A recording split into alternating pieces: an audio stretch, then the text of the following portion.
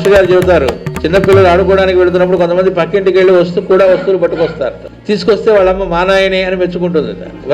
అంటే ఏంటి, ఆవిడ లక్ష్యమే వాడికి వచ్చింది.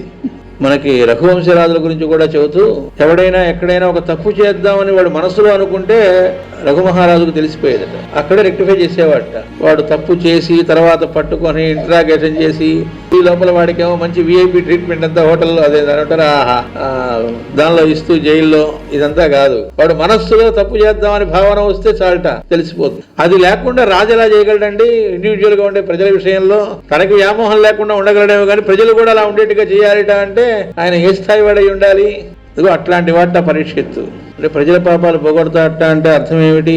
ఆయన కూర్చొని వాడు పాపం చేస్తే క్షమిస్తూ ఊరుకుంటాడని కాదు, అసలు వాడు పాపం చేసే బుద్ధే లేకుండా చేస్తాడు అని అర్థం.